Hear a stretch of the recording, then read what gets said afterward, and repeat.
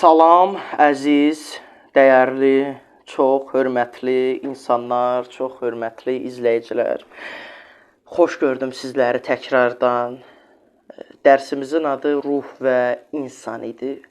Və şükürlər olsun, artıq 7-ci dərsə çatdıq və 1-ci bölməmizin son dərsi ilə sizin qarşınızdayım bugün. Gələn dərsdən artıq hisslər bölməsinə keçid eləyəcəm 8-ci dərsdən etibarən. Bugünkü 7-ci mühazirəmiz 1-ci bölmənin sonudur. Ona görə sizi çox yormayacağım bugün. Sizi daha çox düşündürmək istəyirəm. Yəni bu videoya, bu dərs videosuna baxdıqdan sonra arzum odur ki, oturub bir 15-10 dəqiqə düşünüb bir demək ki, bax beləymiş, sağ olsun bu qardaşa bir mənə dua eləyəsiniz. Əsas istəyim odur. Mövzum isə, bugünkü dərsin mövzusu isə süni şuur və ruhun gələcək sınağı haqqındadır. Bura qədər hər şey aydındır. Bu dəqiqə qarşımda olsaydınız, ümid edirəm sual versəydim ki, ruhun gələcək sınağı nədir? Yəni gələcək hədəfi nədir? Hamı deyəcəkdi ki, əsas ali hədəf insanı kamil, yəni insan əsas hədəfdir. Yəni bunu bura qədər anladıq. Və girişi də belə vermək istəyirəm. İnsan ağlı əsrlər boyu kəşflər etdi. İndi isə öz surətini yaradır insan. Süni şuuru. Nədən danışıram? ChatGPT, o Gemini, Grok, nə bilim, başqaları da var da, o Çində zadda da çıxanlar var və s. və ilə axır. Bu artıq sadəcə texnologiya deyil, düşünən, öyrənən, qərar verən sistemlərin dövrüdür. Amma sual qalır. Bu şuurda ruh varmı? Yoxsa biz yaradılışın sirlərinə toxunaraq insanın mənəvi mahiyyətini unuduruq? Yəni, elm insanı ucaldır. Lakin ruhsuz elm uçurumun kənarıdır. Yəni, nəyə görə ruh və insan qoymuşuq? Tez-tez deyirəm bunu. Çünki elə hər şeyin başıdır bu. İnsanın yaranma səbəbi də budur. İnsanın var olma səbəbi, baxın, bu da oturmağımın, bu danışma, hamısı ruhdur. Və insan əbədi bir varlıq olmasının da səbəbkarı, yəni, belə deyək ki, Allah ruhumuzu yaradıb və yəni, ruhun da mən keçən dərs ruhla bədən arasındakı əlaqə haqqında danışanda qeyd etdim də bunu ki, yəni zamandan xaric hərəkət eləyə bilir. Sonsuzdur. Bədən kimi sadəcə indiyi görə bilmir. Zaman daxilində belə deyək, zaman daxilində hərəkət etmir, yaşamır. Keçmişi də görə bilir, gələcəyi də görə bilir. O dejavu halı var. Danışdığım çox girməyim, öz dərsimizə baxaq. Deməli, və bunu da demək istəyirəm ki, ruh və süni şuur arasındakı sərhəd var. Nə deməkdir bu? İnsanı insan edən nədir? Belə bir dərin bir sual ortaya qoymaq istəyirəm. Baxın, dəyərli insanlar, ruhun mahiyyəti ilahidir. Onu yaradan yalnız yaradanın özüdür. Ruh mu yarada bilər insan? Mümkün deyil bu. İnsan ruhu daşıyır, süni şuur isə yalnız informasiyanı daşıya bilər. Mən bunu Varoluş podkast videomuzda texnologiya bizi xoşbəxt edirmi? Mənim bir bölümlük çıxışım var idi. Burada çox danışmışam. Yəni, bəli. Ruhda mərhəmət, vicdan və sevgi var ruhda. Yəni, bu duyğular var. Mərhəmət, vicdan, sevgi.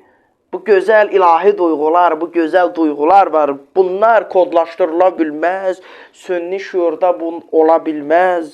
Çünki mənəvi təbiətə malikdir insan ruhu. Sünni şuura əsla bu mənəvi təbiətə sən mümkün deyil, eləyə bilmərsən, özünü aldatma ey insan. Əgər gələcəkdə texnologiya insan kimi düşünməyə başlasa belə, o heç vaxt niyə yaşayıram sualını ruh kimi cavab verə bilməyəcək. Hisslər keçirə bilməyəcək. Yəni, o insan kodlaşdırır onu. Eləyə bilməyəcək bunu. Başa düşürsünüzmü? Və bunu da deyim ki, sünni intellekt insan ağlının əslində bir güzgüsüdür. İnsan ağlının bir güzgüsüdür. O öyrənir, təhlil edir, təqlid edir. Amma hiss etmir, peşman olmur, dua etmir. O yalnız ağlın sərhədlərini genişləndirir, amma mənanın qapısını əsla açıla bilmir. Sənə müəyyən dərəcədə sənə informasiyalar verə bilər. Amma sadəcə ondan ibarətdir, vəssalam. Ondan o tərəfə keçə bilməz. Sənə yol göstərə bilər, plan cıza bilər, hədəf göstərə bilər, səni araşdırmanda köməkçi olar, tapa bilmədiyin, misal üçün elmi yöndən tapa bilmədiyin sualları sənə cavablandıra bilməz, amma əsla o bağlı olan qapıları sənə aça bilməz, səni mənəvi yöndən inkişaf etdirə bilməz. Bu var, dəyərli insanlar. Bunu da deyim ki, ruhun işığı olmadan şuur ancaq mexaniki bir qavrayışdır. Bu bəşəriyyətin ən böyük sualını doğurur. Ağlımız ruhu əvəz edə bilərmi? Ağıl ruhu əvəz eləyə bilərmi? Dəyərli insanlar, istəyirəm ki, bu videoyu bax, bu dəqiqə stoplandırın, dayandırın, bir 5 dəqiqə xahiş edin. Bax, indi dayandırdınız da, dayandırın və 5 dəqiqə düşünün. İndi görək, mənim verəcəyim cavabla eyni cavabını verəcəksiniz. Ağlımız ruhu əvəz eləyə bilərmi, insan ağlı? Oturun bir düşünün, gözləyirəm bir 2 saniyə. Vəssalam. İndi deyim, ağlımız əslində əsla ruhu əvəz edə bilməz. Çünki bunda səbəbləri var. Qısa şəkildə deyim, keçim, vaxt azdır. Bunun səbəbi olaraq mən deyə bilərəm ki, çünki ağlın bir sərhədi var. Ondan o tərəfə gedə bilmirsən. Amma ruhun sərhədi yoxdur. Ruhun sərhədi yoxdur axı. Sonsuz bir varlıqdır. Zamandan ayrıdır. Yəni, ağıl əslində insanın bədəninin bir parçasıdır. Yəni, əsla ağıl ruhu əvəz edə bilməz. Çox dərinliyə girmirəm, detallı şəkildə özünüzün düşünməyinizi, təfəkkür etməyinizi istəyirəm. Və bundan əlavə də deyim ki, elm inkişaf etdikcə insan yaradan roluna bürünür.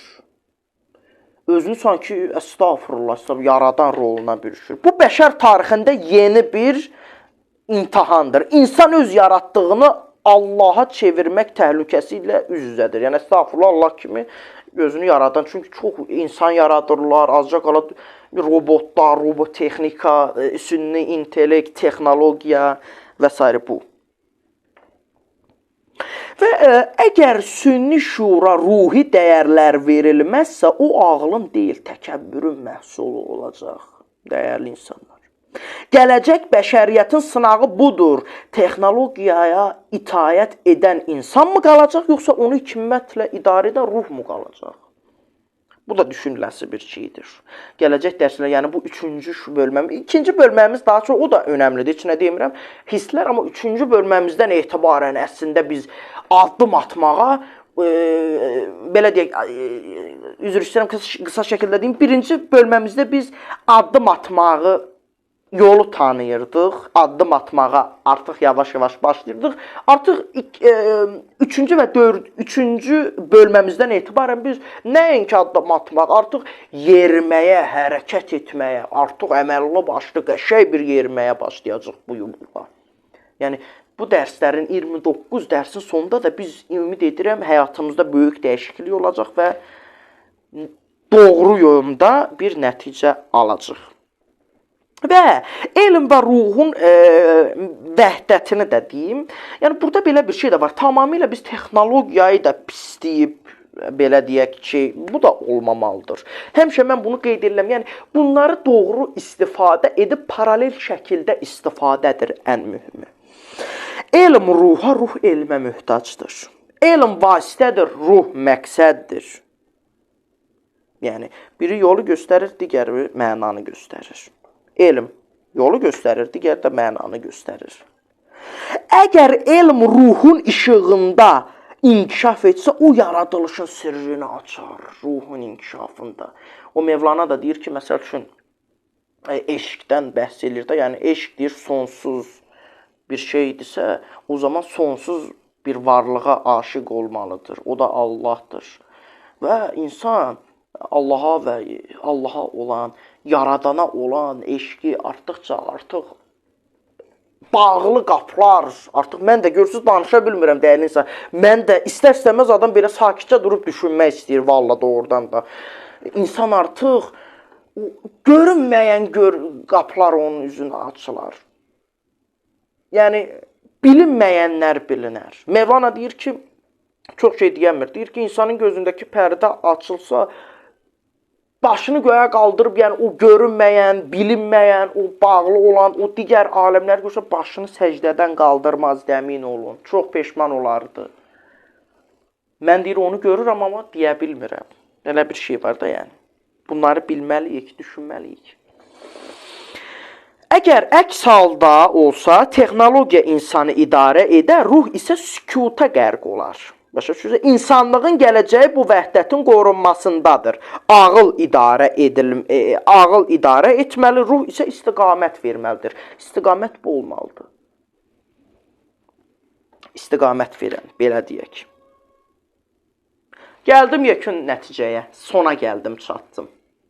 İndi ola bilər deyəcəksiniz, hətta bir-iki qeyd olunur, mənə mesajlar gəlir ki, Şahin bəy, nəsə qısa-qısa gedir sizi. İnşallah ki, 8-ci bölməmizdən öz qaydasına düşəcək. Son 3 dərsi mən özüm istədim, sadə şəkildə danışam və sizi düşündürməyə təşəbbüs edim deyə. Yekun düşüncəmiz odur ki, insanı ucaldan nə ağlının gücü, nə də texnologiyanın böyüklüyüdür. Onu ucaldan ruhunun hələ də sükunətdə Allaha yönəlməsidir. Xəbərin yoxdur, amma ruh Allahı istəyir, Allahı çağırır, Allaha yönəlir. Çünki süni şuur gələcəkdə nə qədər müdrik görünürsə görünsün, bir tək şeydə aciz qalacaq, duada aciz qalacaq, mərhəmət hissində aciz qalacaq, vicdan hissində aciz qalacaq. Yəni, bütün bu yaxşı hisslər, yəni hiss etmək, dərk etmək, bunlarda nə qədər müdrik, kamil üstün olarsa olsun, bunlarda istər-istəməz aciz qalacaq. Və bəlkə də bütün kainatın sınağı ruhsuz ağılla ruhlu insan arasında olacaq və biz burada ruhlu insan tərəfinə keçməliyik. Yəni, özümüzü texnologiyanın əsiri etməyəcəyik.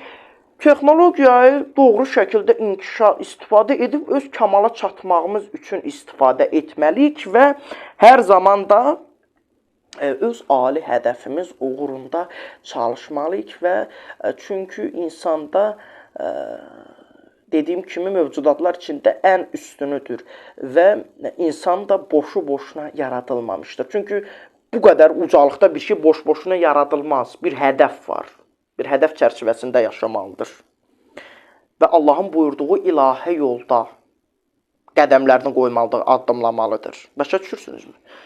Sizi bu mövzular ətrafında baş-başa qoyuram, dəyərli insanlar. Yenidən düşünün, gələcək dərsimiz də gözəl olacaq. Hisslər, ilk dərs, hiss, ruhun dili olacaq. Ondan sonra qorxu, təşviş və s. Bunların biz şərhini verəcəyik. Bugünkü dərsimizdə ümid edirəm çox gözəl oldu. Bir daha Allahdan şəhidlərimizə rəhmət diləyirəm, qazilərimizə can sağlığı diləyirəm, dövlətimizə, millətimizə, Cənab Ali Baş Komandanımıza uzun ömür, can sağlığı, təşəkkürlər edirəm və gələcək dərslərdə görüşənə qədər diləyirəm. Sağ olun, salamat qalın, özünüzə yaxşı baxın. Təşəkkürlər.